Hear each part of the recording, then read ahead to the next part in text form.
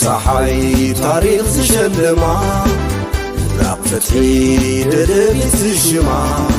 صحي زيت عربة كل شعن قهو رايسمت كالميديا ددبيت النهو مسرتا حاجرة تقراي زرقاقت بأن مسرتا تكالات تعبر أما عدينا بالنرئين نعد حاجة تكالات هنا هاي تكالنا نحكز زعامة وراي سلازي ددبيت كتعنببن كتعبين شرحي طلاتنا كتصلمتن ددبيت نحجز أبلات ددبيت نخون ددبيت ميديانا لسان حزبنا ددبيت تيفي بعود كخمت زعامة وراي ددبيت ميديانا ميديا حزب تقراي ددبيت ميديا حزب تقراي ددبيت ميديا حزب تقراي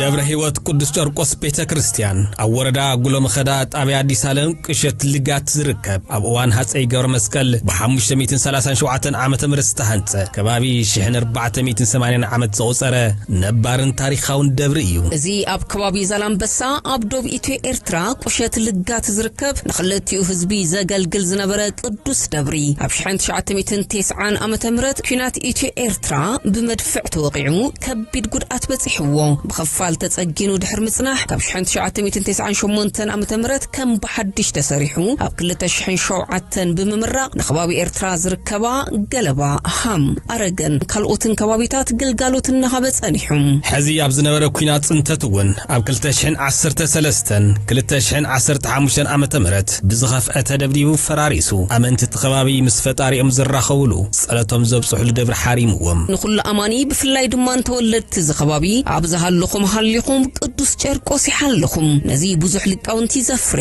በርከት ዝበሉ መነኩሳን ዘዕቁብ ዝነበረ ሎም ከምዝ ትሪእዎ ደጉኡን ውሽጣውናውቱን ዘዓነወ ደብርኹም ዳግም ንምህናጽ ስራሕ ጀሚርና ኢደይ ኢድ ካይልና ኣብ ሓጽር ግዜ ክንፍጽሞ ኩልኹም ክትሕግዙ ብሽም ጨርቆስ ህፃን መንፈሳዊ ጻውዒትና ነቕርበልኩም ንሕና ዓበይቲ ወለድኹም ኣሕዋትኩም ንዓኹም ኣብዝሃልኹም ሃሊኹም ሰላምን ጥዕናን ክትረኽቡ ወፊርኩም ብሰላም ክትምለሱ ምስ ስድራኹም ክትራኸቡ በብግዚኡ ነጻልተሉ ብፈጣርን ስምዑል ደብሪ እዩሞ ነዚ ቤተ ክርስቲያን ብምሕጋዝ በረከት ቅዱስ ጨርቆስ ተኻፈሉ ኣኽበርትኹም ህንጻ ኮሚቴ መላእ ህዝብን ዓበይቲ ዓድን ሰበኸ ጉባኤ ቤተ ክርስቲያን ቅዱስ ጨርቆስ نام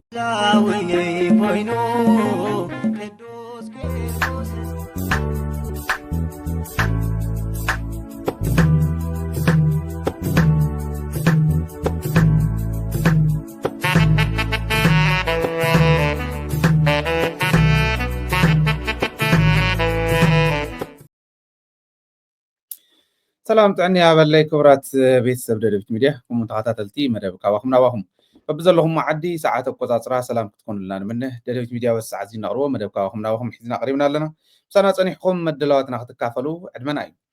كمتو قدم له تكتاتل وزن وركم حزون بيت كريستيان قدس كيركوس كتحجزوا ساوعدنا نقربنا أي كم تري وزن وركم ناشحن 480 عامت دبري إيو كمتو زرعهم بفيديو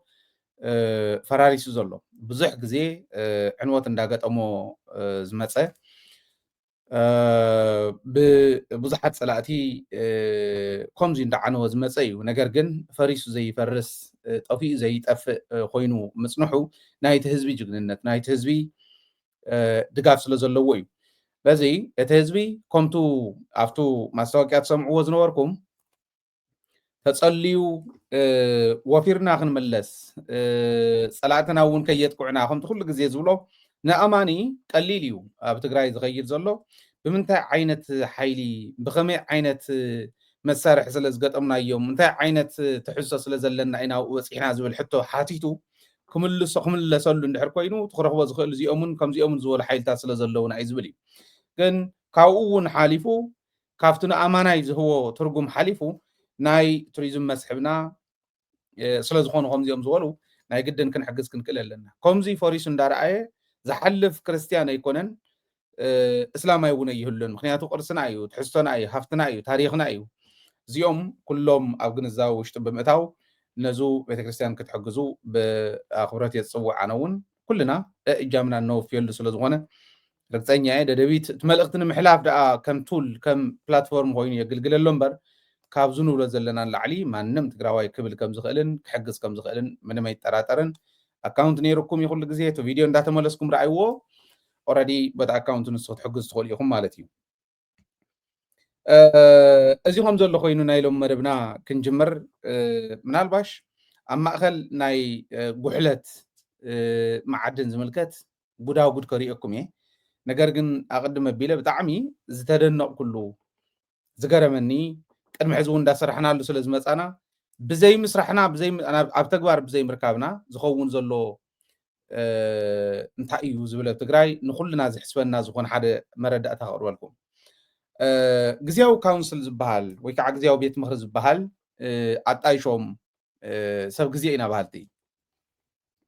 ንህዝቢ ትግራይ ከበሳብስሉ ስልጣን ህዝቢ ክሕድግሉ ስልጣን ቤት ምክሪ ክሕድግሉ ግዝያዊ ቤት ምክሪ ዝባሃል አጣይሾም እዚ ግዝያዊ ቤት ምክሪ ብድሌት ጸላእቲ ዝተጣየሸ ድሌት ጸላእቲ መፈጸሙ ክኸውን ተባሂሉ ከም ፕላትፎርም ዘቕመጡ ወይ መሳርሒ ናይ ጸላእቲ እዚዩ ኣርባዕተ ነገራት ይተግበራ ኣብ ትግራይ ክንብል ከለና ካብ ኣርባዕቲአን ሓደ ናይ ህዝባዊ ኮንፈረንስ ዋዕላ ይተርጎም መሬት ዝብል ስለ ዝነበረ ናይ ዚኣቶም ኣብ መሬት ናይ ምትርጓም ከይዲ ከዓ እቲ ካውንስል ናይ ምፍራስ ግዝያዊ ቤት ምክሪ ኢሎሞ ዘለው ናይ ምፍራስ ከይዲ ክኸውን ስለ ዝነበሮ እዚዩ ብዘይ ምዃኑ ሕጂ ንዓዲግሮሞ ህዝቢ ከም ዝመረፆም ህዝቢ ከም ዝሸሞም ነቱ ፕሬዚዳንት ናይ ግዝያዊ ምሕዳር ትግራይ ሪፖርት ክገብር ፀዊዖም ዝገርም እዩ ማለት እዚ ክብሎ ከለኹ ስኢሉ ከም ቀሊል ትርእይዎ ትህልው ኢኹም ከፍርሰና ዝኽእል ናይ ጸላእቲ ሽኻል ኣውዚ እኒሂ ከኸይድ ደ ይኸይድ ንወዲ ወረዳ ክንርኢ ኢና እንተኸይዱ ንባዕሉ ንውርደቱ እዩ ህዝቢ ትግራይ ክዕዘቦ እዩ ሕና እውን ክንሰርሕ ኢና እንተኸይዱ ፃውዒ ተቕሪቡ ኣሎ ግዝያዊ ቤት ምክሪ ባዕሎም ተኣኪቦም ዝሰርሑ ኮ ባዕሎም ተኣኪቦም ግዝያዊ ቤት ምክሪ ኢና ንሕና ኢሎም ሃይለስ ከምዙ ደፍተረ ሒዘ ሳንጣይ ተሸኪመ ኣነ ፕሬዚዳንት ናይ ትግራይ ኢለ ከም ምኻድ ማለት ፕሬዚዳንት ናይ ከምኡ ኢልካ ከም ምኻድ ቁፀርዎ እኽብክብ ኢሎም ካፍቲን ንሕና ግዝያዊ ቤት ምክሪ ናይ ትግራይ ኢና ኢሎም ተኣከቡ ሰባት ፕሬዚዳንት ናይ ግዝያዊ ምሕዳር ተባሂሉ ዝተሸሞ ሰብኣይ ንዓያ ንዓፀዊዕና ካለና ሪፖርት ግበር ናብ ህልም ዝበለ ውልቀ ምልክ ንኸይድ ኣለና ጫፍ ናብ ዝወፀ ህዝቢ ናይ ምብታን ናይ ምፍራስ ከይድ ንኸድ ኣለና ሓደ ግለሰብ ጥራሕ እንተይኮነ እኩብ ናይ ግለሰባት ህዝቢ ንኸፍርስ ዓዲ ንኸፍርስ ዝተኣከበ እኩብ እዩ ኣፍርስዎ እዚ እንተዘየፍሪስኩሞ ብርግፀኝነት ብዙሕ መሳርሒ ኣብዪ ኣሕመድ ክረክብ እዩ ፕሬዚዳንት ኮይኑ ቫይስ ፕሬዚዳንት ኮይኑ ወይ ናይ ሓደ ቢሮ ናይ ሓደ ሴክተር መራሒ ኮይኑ ስለ ጸላእቲ ናይ ጸላእቲ ተልእኮ ዝትግብር ሰብ ጥራሕ ኣይኮነን ክጽግመና ከምኡ ዝበለ ሰብ ኣይኮነን ከጽግመና ድሕሪ ሕዚ እዛ ግዝያዊ ቤት ምክሪ ትበሃል ምስ ትቕፅል ኣብኡ ብዘለዉ ቁፅሪ ሰባት ዝኣክል ናይ ጸላኢ መሳርሒ ኣሎ ማለት እዩ መን ከይኣኪብዎም ናይ መን ቤት ምክሪ እዮም እዚኦም ህዝቢ ትግራይ መዓዘ መረፆም ኣይመረፆም ኣይለመኖም ኩን ለይሉ ኣብ ከምዚ ኩነታት ኮይኖም ባዕሎም ተኣኪቦም ቤት ምክሪ ኢና ኢሎም ክኸዱ ከለዉ እዚ ተለይልካ ዘይምፍራስ እቲ ካሊእ ቀፂሉ ክመፅእ ዝኽእል እዩ ዘፍርስዎ መጀመርያ እግሪ እንተይተኸለ ዕሾኽ ገና እንተይበቆለ እንተዘይ ዘርኡ እንተዘይበቢልካዮ እንተዘይማዕራሪኻዮ ፀገማት ክፈጥር እዩ ስለዚ ንታደሰ ወረደ ፀዊዕና የለና ግዝያዊ ቤት ምክሪ ንግዝያዊ ምሕዳር ናይ ፕሬዚዳንት ሓድሽ ፕሬዚዳንት ግዝያዊ ምሕዳር መፂኡ ሪፖርት ክገብር ፀዊዕና እዩ ኣለና እዩ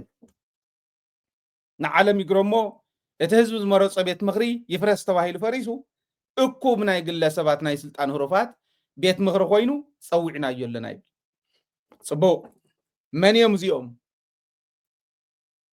ንመን ዘመሓድር እዮም ንመን ዘመሓድር ቤት ምክሪ እዩ መን ዝመረፆ ቤት ምክሪ እዩ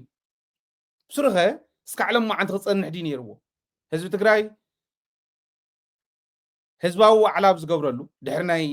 ሕወሓት ናይ ካድረታት ዋዕላ ህዝባዊ ዋዕላ ተገይሩ ኣይውክለናን ኢሎም ቤት ምክሪ ኣብያተ ምክሪ ናይ ወረዳታት ፍጹም ኣይውክለናን ቤት ምክሪ ግዝያዊ ቤት ምክሪ ዝብልዎ ዘለው ቀልዲ ኣፍርሱልና ዓዲ እንተይፈረሰ ኢሎም ኣብ መቐለ ቤት ምኽሪ መቐለ ተኣኪቡ ኣብ መግለፂ የካቲትዎ ግዜያዊ ቤት ምኽሪ ዝበሃል ኣየድልየና ነፍርስዎ ኢሉ ኣብ ደደቢት ደይሊ ንሰርሕ ኣለና ኣይንለቀኩምን ንሕና ብንኽእሎ ክንቃለስ ኢና ህዝብና ሒዝና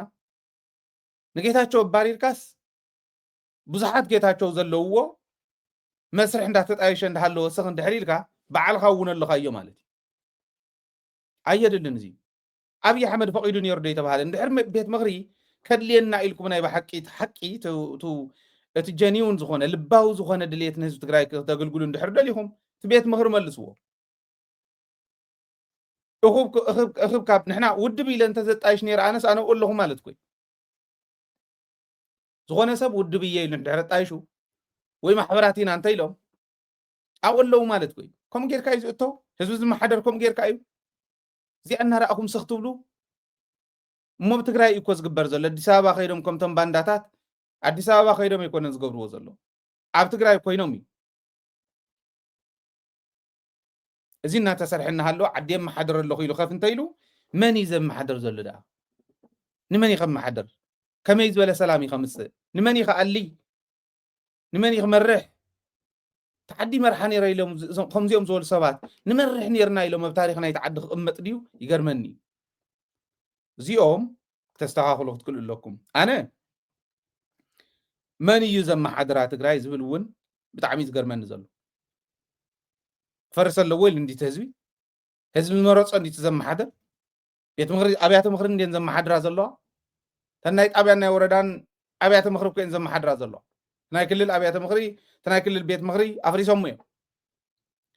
ናይ ጣብያን ናይ ወረዳን ኣብያተ ምኽሪ ግን ኣለዋ እዚኣተን እንተን ምምሕዳር ምስ እዚኣተን ኮይኑ ተሓባቢሩ ንክሰርሕ ነታ ዓዲ ተንተዋህቦ 5 ኣሳይመንት ንክትግብር ኢቱ ፕሬዚዳንት ተመሪፁ ዘሎ እቲ ፕሬዚዳንት እዚ ዘመሓድራ ነታ ዓዲ ግዜያዊ ቤት ምኽሪ ግዜያዊ ምምሕዳር ወይስቶም ባዕሎም ሰበ ስልጣን ኢና ተባሂሎም ንባዕሎም ስልጣን ተሸኪሞም ዝመፁ ቆልዑ ዓብይ ሓደጋ እዩ ዝመፅእ ዘሎ ዓብይ ዳመና እዩ እኒሄ እዚ ክዘንብ ከሎ ዓዲ ከጥፍእ እዩ ህዝቢ ከጥፍእ እዩ ኣፍርስዎ ናይ ውልቀ ምልኪ መፈልፈሊ ኢንኩቤተር እዩ ኣፍርስዎ ብል ኣለኹ ወዲ ወረደ ናይ ብሓቂ ተዓዲ ዘመሓድራ እንተሃልዩ ናይ መጀመርያ ስርሑ እዚ ሕጋዊ ኣይኮነን ሕጋዊ ቤት ምኽርና ክንምልስ ኢና ምስ ፌደራል ተዘራሪብና ኣንቱም ሕጋዊ ዘይኮንኩም ግን በዓልካ ተኣኪብካ ቤት ምኽሪ ምባል ስለ ዘይከኣል ብዓለም ናይ መጀመርያ እዩ ክገብረና ብግዕዝና እንድሕር እዚ ቅፂልና ስለዚ ካብዚ ዓለት ጀሚርኩም ቤት ምኽሪ ዝበሃል የለን ኣፍሪስና ኣለና ይበሎም ያክብል ኣለዎ ዘመሓድራ እንተኮይኑ ተዓዲ ሕወሓት እውን ከም ውድብ ዝስኢልካ ብናይ ድምፂ ጥፊእካ ምኻድ ኣየዋፅን እቲ ቤት ምኽሪ ይፍረስ ክትብል ክትክእል ኣለዋ ከም ውድብ ብህዝቢ ሽም ብናይ ህዝቢ ሽም ከም ዝፈረመት ውድብ ቤት ምኽሪ ይፍረስ ትክክለኛ ቤት ምኽሪ ግዜያዊ ቤት ምኽሪ ይፍረስ ትክክለኛ ቤት ምኽሪ ይመለስ ናብ ቦትኡ ክትብል ክትክእል ኣለዋ እዩ ህዝቢ እውን ከምኡ ስለ ዝበለ ነቲ ህዝቢ ዘዳምፆ መን ምዃኑ ኣብ ሕቶ ምልክት ዝእቱ ስለ ዝኾነ ኣነ ይዛረብ ኣለኹ እዚ ብምልኦም እቶም ኣብቲ ቤት ምኽሪ ዘለው ስልጣን ስለ ዝስእኑ ንሃይለ ክዘምትዎ እዮም ንደደቢት ክዘምትዋ እዮም ክፅሑፉ እዮም ኣብዚ ክትርእይዎም ኢኹም ናይ ሃይለ ፎቶ ኤክስ እንዳገበርካ ምልጣፍ ክቕፅል እዩ እዚ ንዓይ ምንም ኣይኮነን ኣይግድሰንን ከምቲ ግርማይ ገብሩ ዝበሎ ናይ ስታይ ኮንካ ይርአ መቐለ ካብ ዓለም ፍሉይ ሰብ ገብረ ማርያም ሓጎስ ገለ ዝብል ዓይነት ከምኡዚ ዓይነት ግጥሚ የንብብ ሰብኣይ እሞ ኣይገጠመን ክብልዎ ከለው ቤተይ ወቕዕን ክብልዎ ከለው እንኳዕ ዝፈትዎ ሰበል ዓልኩም በር ጋሒሉ ደይሓድርን ኢሎም ይበሃሉ እዞም ሰብኣይ ኣነ እታ ንህዝበይ ትጠቅም እንኳዕ ሰራሕኩም በር ንሳቶም ኤክስ ገበሩ ንደደቢት ዘመትዋ ንሃይለ ዘመትዎ ዘምፅዎ ለውጢ የለን ብዋናነት ግን ሕዚ እውን ንፅባሕ ንጎ ደገን ውሽጥን ዘሎ ህዝቢ ንክሕዘለይ ዝደልዮ ሕዚ እውን እዛ ቤት ምኽሪ ትበሃል እንተዘይፈሪሳ ዓብይ ሓደጋ ኣብ ትግራይ ኣቕሚጥና ኢና ንሃልል ዘለና ማለት ይዛረብ ኣለኹ ኣይትማል እኮ ኢልዎን ይርኢ ሃይለ ከም ትብሉ ፅባሕ ንጎ ይርዳእኒ ተዘይፍሪስኩሞ انت فريسو كن بتخكل سلزة فرسنا يزي طقم رخيبنا الناس واحد نقول نوري اللي خلي فرس الله وازبل من تلن حزب اندحر نايب حقي ببيت مخري هو كل اللو ات بيت مخري اللي حزب انت تواهيلو تتخكلنيا بيت مخري كملس تخل الله كملس تناي حزب بيت مخري تحزب مرصو كملس تخل الله ابي احمد ون بالله تزلاتو ኢትዮጵያ ዘላቶ መንቀራቀር በደንብ ጌርና እንተ ተረዲና ኣብዚ ሕዚ እዋን ኣብይ ኣሕመድ ንዓና ይኹን ንኻሊ እምብለይሉ ዘምልጠሉ ኩነታት ይብሉ የለን ከምልጠ ይኸልን ስለዚ ኣብዚ ኩነታት እዚ ኮይና ንዕኡ ፈሪሕና ወይ ሰጊእና ክመፀና ዝኽእል ነገር እንዳበልና ወይ ንሳቶም መግለፂ ከየውፁ ብሶሻል ሚድያ ከይዞምቱና ኢልና ፈሪሕና ንገድፎ እንተኮይና ካብኡ ንላዕሊ ዋጋ ከኽፍለና እዩ ፅባሕ ንጎይ ዝብል ዘሎ ህዝቡ እዚ ተረዲኡ ብደንቢ እዚኣ ቶሎ ክትፍፀም ክትቀል ኣለዋ ባህል እየ ኣርባዕተ እንዴንተን ቶሎ ይፈፀማ ዝበልናዮም ውሳነታት ሓንቲ ናይ ሰራዊት ትግራይ ውሳነ እያ ነይራ ተኻልአይቲ ናይ ሕወሓት ውሳነ ኢልና ሳልሳይ ናይ ትእምት ውሳነ ኢልና ራብዓይ ናይ ህዝባዊ ኮንፈረንስ ውሳነ ኢንክሉዲንግ ትሕዚ ዝብሎ ዘለኹ ዘይሕጋዊ ቤት ምኽሪ ኢና ኢሎም ከፍ ክብሉ የብሎም ሰብ ተኣኻኺቡ ይኮነን ቤት ምኽሪ ዝምስረት ህዝቢ ዝመረፆም ናይ ህዝቢ ምሩፃት እኩብ እዩ ኦኬ ናይ ህዝቢ ተወከልቲ እኩብ እዩ ቤት ምኽሪ ከምዚ ዓይነት ቀልድ እንዳተቀለደ እንዳሃለወ ሰላም ክንገብራ ኢና ትግራይ እንዳበልኩም ክትከደ ይትኮኑን ቀልድ ክኾን ክኽእል ኣለዎ እዚ ሓደ እዩ ካሊእ እውን ሃለና ምርኣይና ዘይተረፈ ኣብ ከባቢ ደቡብ ትግራይ ዝኸይድ ዘሎ ሕዚ እውን ክእለ ክእል ኣሎ ትክክል እዩ ኢትዮጵያ ፀረ ስምምዕ ፕሪቶሪያ ትኸደል ፀረ ስምምዕ ፕሪቶሪያ ትጓዓዘሉ ጉዕዞ ካብ ትግራይ መናእሰይ እንዳውፃኻ ገንዘብ እናተዋሃቦም ከምቲ ትማል እውን ዘሪአኩም ዝነበርኩ ብግለሰባት ከም ተዋሃቦ እንዳምሰልካ ንውድባትን ንግለሰባትን ገንዘብ እንዳሃቡ ኢትዮጵያ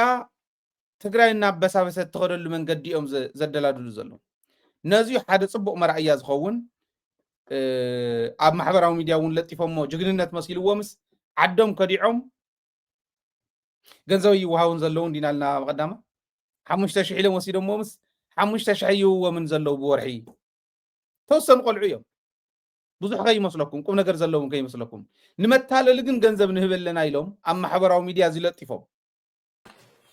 እንትሪእዎ ዘሎ እዚ ለጢፎም እዚ ሕዚ ገንዘብ እናቆፀርና ንህበለና እዩ ትግራይ ሲያ ሕዝስ ዕጥቃዊ ቃልሲ ዘድልያ ኮይኑ ዕጥቃዊ ቃልሲ ክገብሩ ወፅኦም እሞ ከዓ ምስ ኣብይ ኣሕመድ ኮይኖም መሬትና ከምልሱ መንዲ ሒዝዎት መሬት ምስ ኣብይ ኣሕመድ ኮይኖም ተመዛበልቲ ክምልሱ መንዲ ኣባሪርዎም ቶም ተመዛበልቲ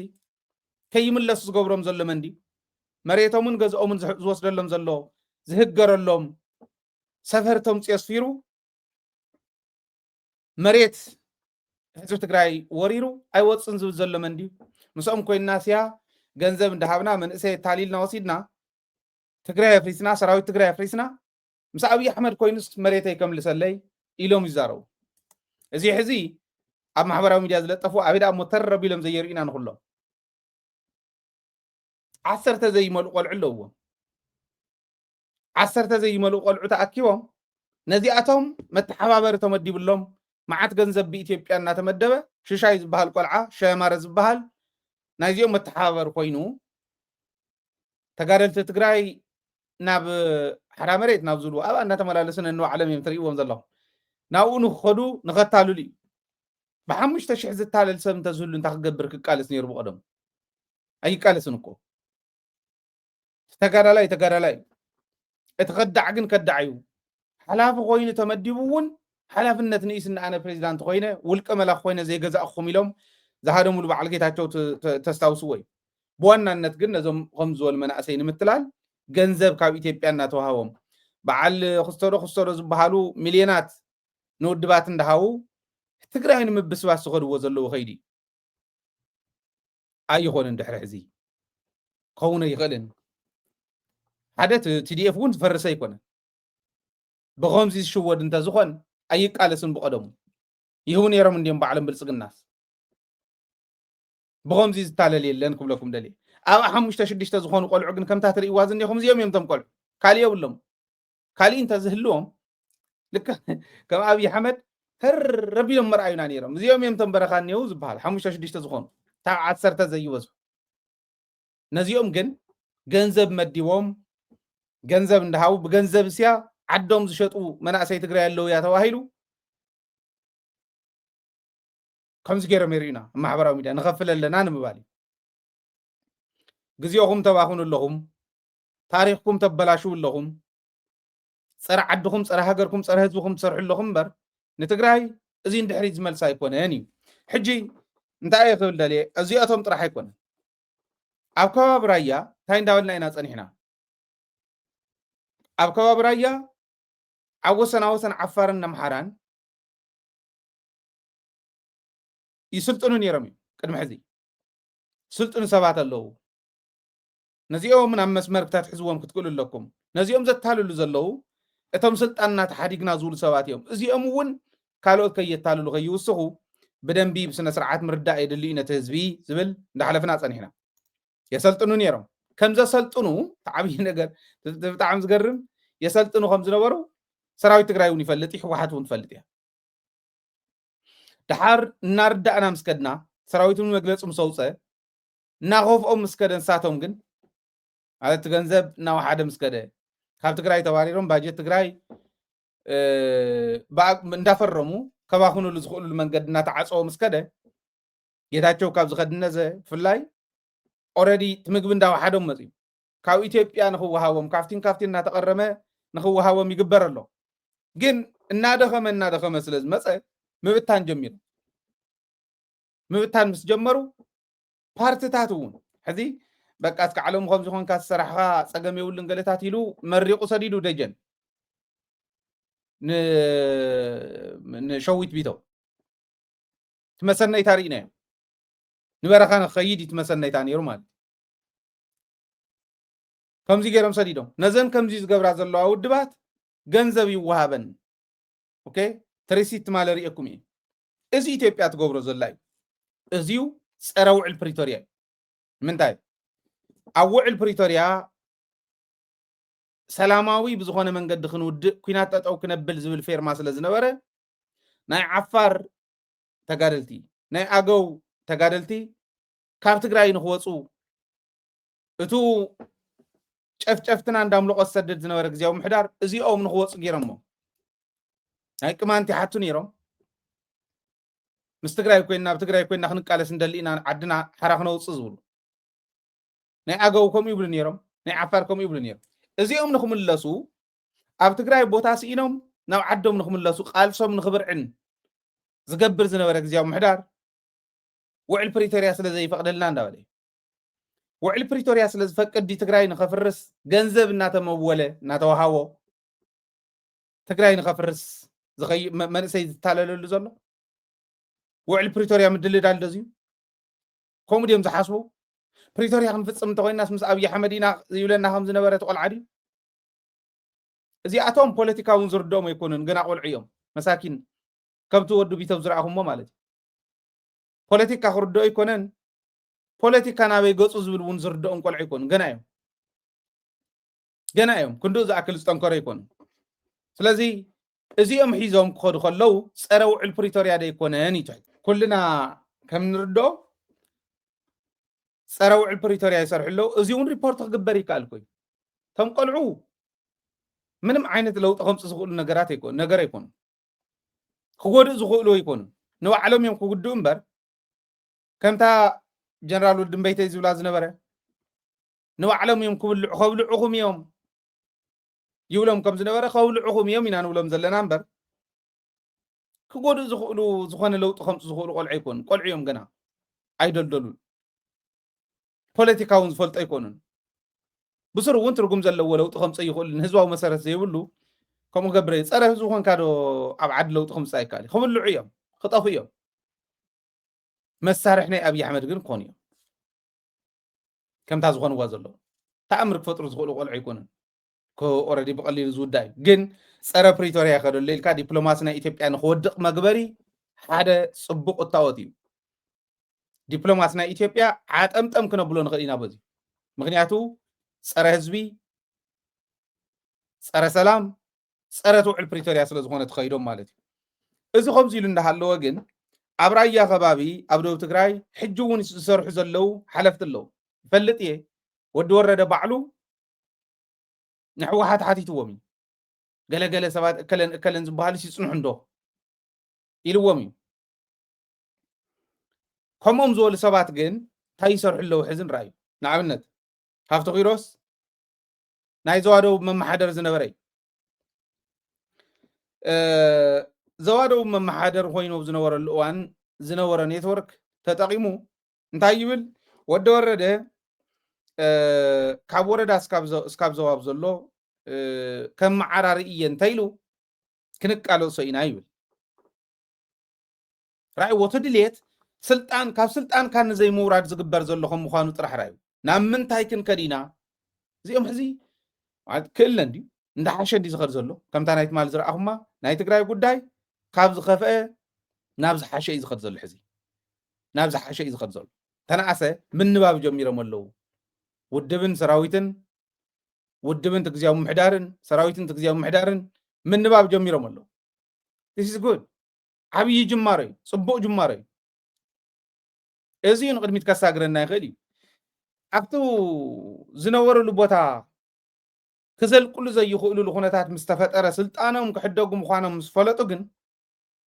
ህዝቢ ለዓዒሎም ንስልጣኖም መምለስስ ህዝቢ ክጥቀሙ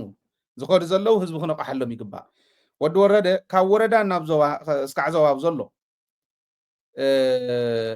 ናይ ስልጣን ሃይራርኪ ኣብቲ ስልጣን ንሱ ዘለው እዚኦም ከም መዓራሪ እየ እንድሕር ኢሉ ክንቃለሶ ኢና እዩ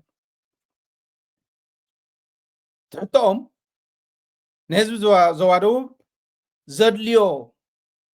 እታወት ክገብረሎ ይክእልን እንተኢሉ ህዝቢ ከይሓርስ ሓረስታይ ከይሓርስ ነጋዳይ ከይነግድ መንገዲ ክዓፁ እየ እንድሕር ኢሉ ወይ እቲ ናይ ንግድን ናይ ማሕረስን እታወት ኣየምፅን እንተኢሉ ክንቃለሶ ኢና ይኮነን ዝብል ዘሎ ካብ ወረዳ ናብ ዞባ ዘሎ ስልጣን ከም መዓራሪ እየ እንተኢሉ ክንቃለሶ ኢና ብጥሪኣ ብላክ ኤንድ ዋይት ናይዚኣ ትርጉም ስልጣንና ክሕድገና እንድሕር ኮይኑ ንሕና ኣብ ስልጣን እስካዕ ዝቐፀልና ፀገም የብልናን ስልጣንና እንድሕር ንሕደግ ኮይና ግን ክንቃለሶ ኢና ማለት እዩ እዚኣ እያ ጥረ ትርጉማ ንሳ ህዝቢ በዚ እንተተረዲኡ ዋይቱ ሱርቲ ቃልሲ እውን ፍረ ዝህልዎ ለውጡ እውን ክህልወና ዝኽእል ማለት እዩ ሰባት ይለኣኹ ኣለው ይብሉ ሰባት ይለኣኹ ኣለው ናብ ራያ እና መንእሰይ ተወዲብካ ክልክሎም እንታይ ንምግባር ስልጣን ናይ ንባዕል እከለ ንምምላስ እቲ መንእሰይ ተወዲቡ መሬት ክረክብ ተወዲቡ ስራሕ ክረክብ ናይ ስራሕ ዕድል ክረክብ ፈጣሪ ዝኾነ መንእሰይ እውን ድጋፍ ክረክብ እቲ ህዝቢ ብሓፈሻ ሰላም ክረክብ ወፊሩ ከኣቱ ወፂኡ ከኣቱ ወፂኡ ክምለስ እዚ ንክግበር ተወዲብካ ሓግዝ ዞነት ምምሕዳር ኣይኮነን ዝብል ዘሎ ከምኡ ኣይኮነን ተወዲብካ ተቃለሶም ይብሉ ኣለው እዚኣቶም እውን ልክዕ ከምቲ ናይቲ ካውንስል ዝበልክዎ ከምዚኦም ዝበሉ እንታይ ክትገብሩ ኢኹም ኣብ ካልኦት ዞባታት ሕጊ ኣኽቢሮምስ ዞባ ደቡብ ዘይኽበረሉ ምክንያት እንታይ እዩ ምክንያቱ እቲ ህዝቢ ሰላም ኣይደልን እቲ ህዝቢ ልምዓት ኣይደልን እቲ ህዝቢ እቲ መንእሰይ ብፍላይ ስራሓሉ መሬት ናይ ስራሕ ዕድል ኣይደልን ይሰደድ ስቂሉ ንበይኑ ንምንታይ መከራ ይወርዶ ንበይኑ ንምንታይ ይታለል እታ ውድብ እውን ክትወርድ ኣለዋ ውድብ ኣብ ስራሕታ ክሰርሕ ክትክእል ኣለዋ ግዜያዊ ምሕዳር እውን ክወርድ ኣለዎ ምሕደራዊ ከይዱ ኩሉ ከሰርሕ ክእል ኣሎ ሰራዊት እውን እኒሄ እንታይ ይወፅሕ ኣሎ ነቲ ህዝቢ እንዳፈለጠ ንበይና ምትሃት ዝወቃዕ ንምንታይ ከምዚ ጌራ ተፈልያ ትተርፍ ንከልእ ስልጣን ናሓዲኩምና ከይብሉና እዮም ተባሂሉ ማለት እዩ እዚ ዝኸውን ዘሎ ብትግራይ እቲ ሓደ ብዓብዩ ክንርድኦ ኢለ ዝሓዝክዎ ኣብዝዩ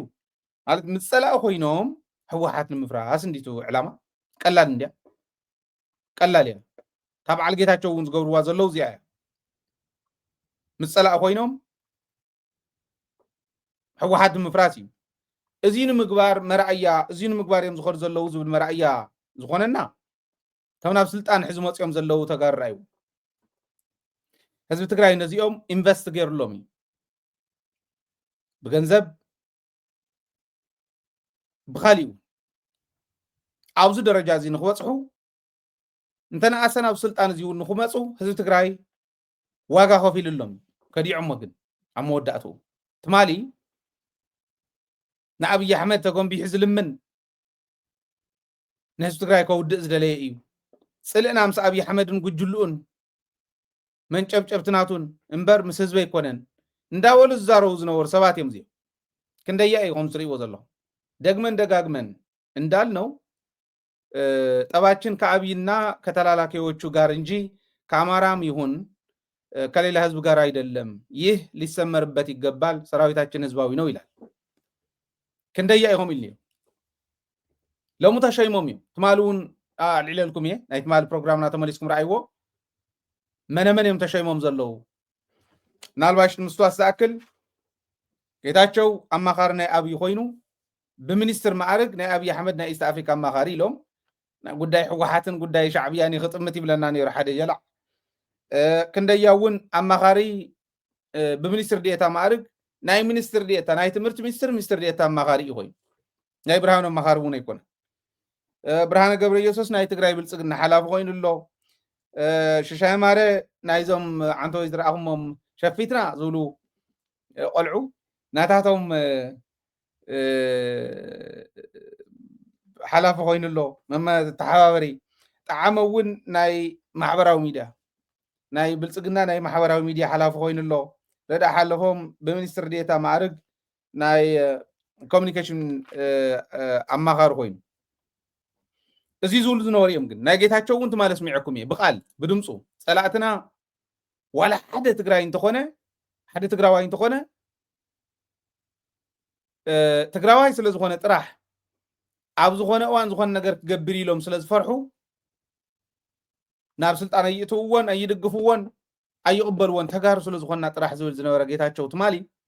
ሎሚ ኣብ ምንታይ ከም ዘሎ ራእይዎ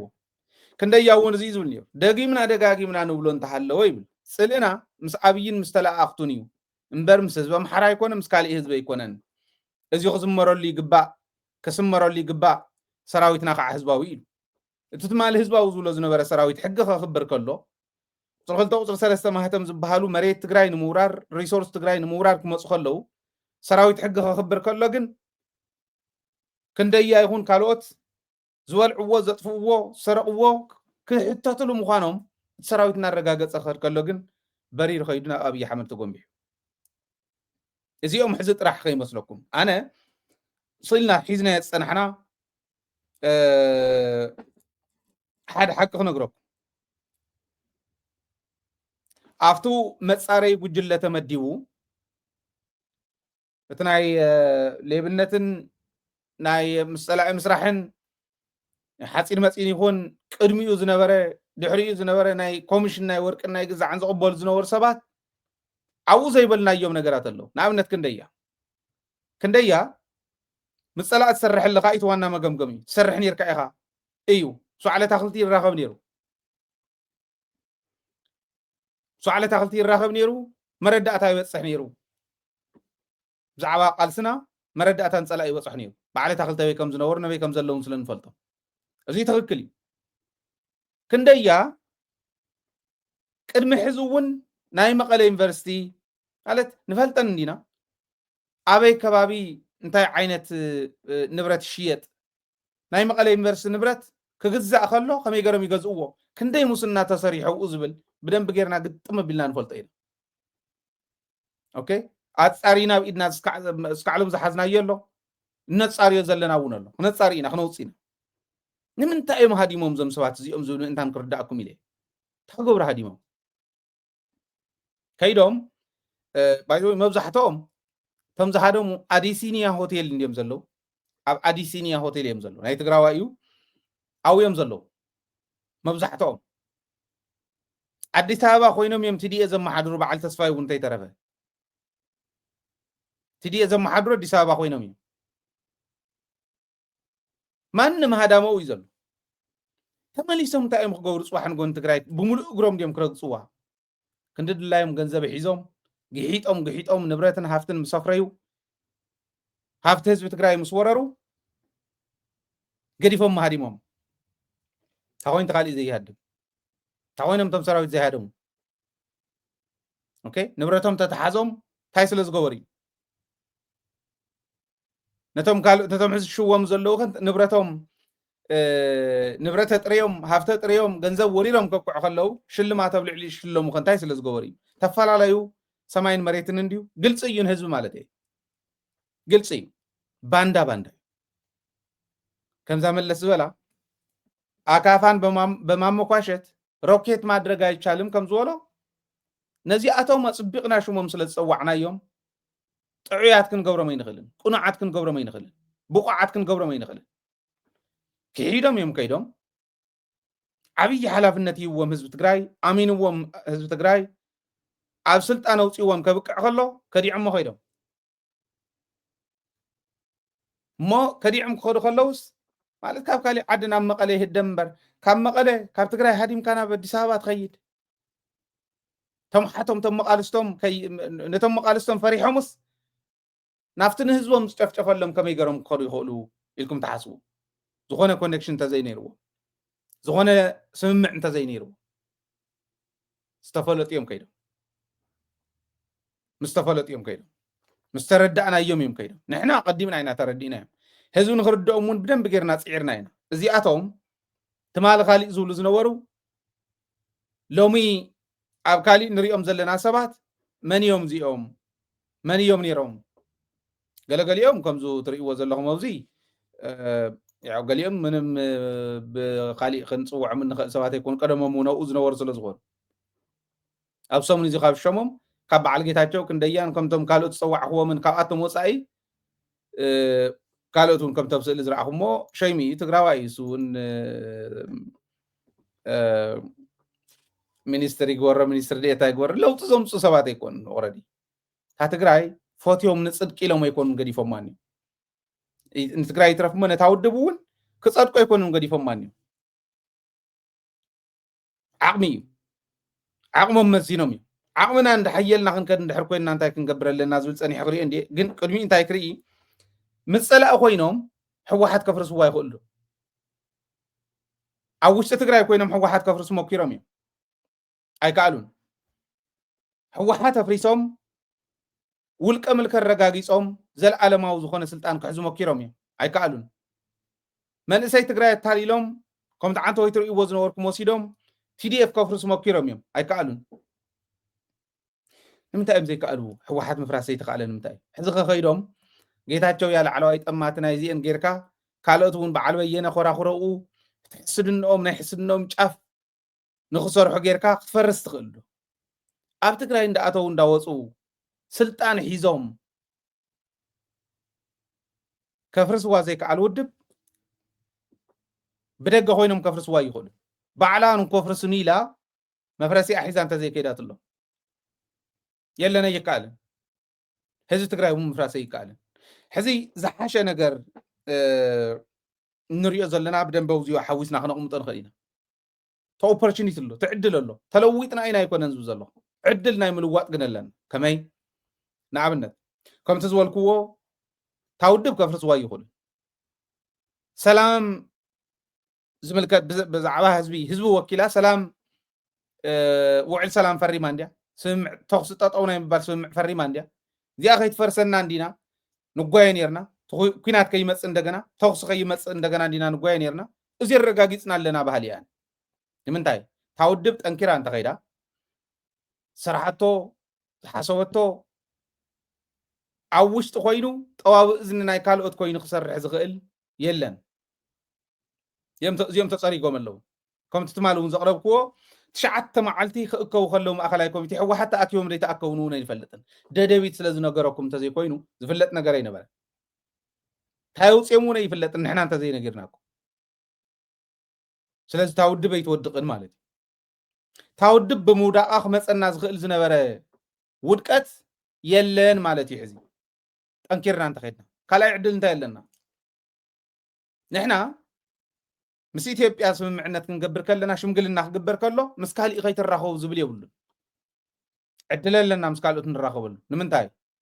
ናይ ፀላኢ የፀላኢ ኢሉ እንድዩ ንኢሳያስ ሒዝዎ መፅኡ ንካልኦት እውን ሒዙ መፅኡ ኣብይ ኣሕመድ نحنا إثيوبيا نمشفشاف ناي صلاة صلاة لنا خن كده ينقل انتنا أساكن حدا صلاة لنا مو ناب حدا يكون أنفتنا دفعنا أنفتنا حدا يكون موالي كالي انت اليوم ويكتو ودكتنا يتقرأي بوليتيكا إندا تحساسبن نمبر لوك نيثيوبيا 360 ديجري مخبابي كالي خم تخيباتنا النور السودان صلاة السودان دليت اللوا طلب اللوا إيرترا خومية جيبوتي خومية صوماليا خومية انت تساري حلو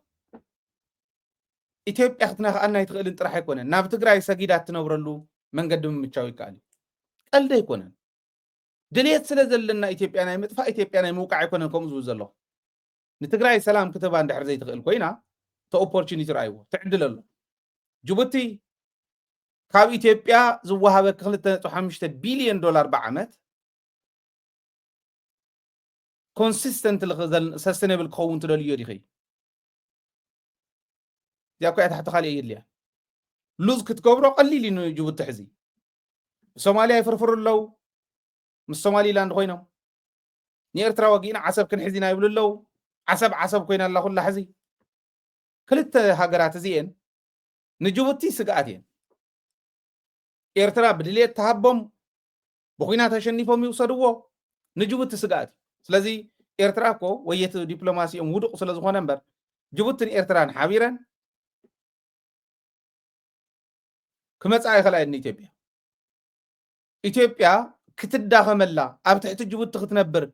ناي جبوتن ممارط طرح اذا كيد جبوت تدلي كنسرح نقل نحنا كنا نحن هيوتنا يزب زلو انت كديفاتنا إثيوبيا مريتنا انت مليسا مسل عرسوساننا انت تخبيرو دي ار كبحال كلو ب19 بغزع عقل انت يكونه سراويتنا خملس كلو اغباب بزلو علم بتفلطو علمون بتسفرو مسفري تصفير نخوها وندحر غيرنا سلامنا نخملس دليت نتحليوا تግራይ معناو ማንም ባንዳ ማንም ገልዒ ነዲስ አበባ ወሲዳ ኢትዮጵያ አሚን ትግራይ ከተበሳብስ እንድሕር ዘይደልያ ምስ ጅቡቲ ምስራሕ ምስ ካሊ ምስራሕ የድልየና ንልምዓት ክንገብር ኢና ንንግዲ ክንገብሮ ኢና ነቲ ካሊእ ግን ኣየድልየና ኢትዮጵያ ክትፈርስ ከላ ንዓና እውን ሓደጋ ስለ ዝኾነ እቲ ዋና ፀገም ኮይኑ ዝኒሄ ሕዚ ናይ ትግራይ ውድቀት ንኽትርኢ እንዳፀለየት ተሓድር ከም ከልቢ ስጋ ከም ዝረአየ ከልቢ ሳሊቬት እንዳገበሩ ዝሓድሩ ውድቀት ናይ ትግራይ ሳሊቬት እንዳገበሩ ዝሓድሩ ስለ ዝኾኑ እዩ ከምኡ ዝብል ዘሎ ስለዚ ጅቡትላ ኤርትራ ብዓባይ ኣሎ ብዓባይ ኣላ ብዓባይ ዝብሎ ዘለኹ ብዲስታንስ ሙሉእ ሰሜን ኤርትራ ዝሓዘቶ ስለ ዝኾነ ብሰሜን ትዳቦ ሙሉእ ብሙሉእ ልዕሊ 1,000 ኪሎ ሜትር ስለ ዝዳወባ ስለዚ ምስ ኤርትራ ሰላም ምግባር ድርድር ምግባር ልክዕ ውዕል ፕሪቶሪያ ከም ትማልውን ኢለየ ፕሪቶሪያ ምኻደ የድልየና ንዓና ኣስመራ ወይ መቐለ ክንገብሮ ንኽእል ኢና ባሮንቱ ወይ ሽረ ክንገብሮ ንኽእል ኢና ኦኬ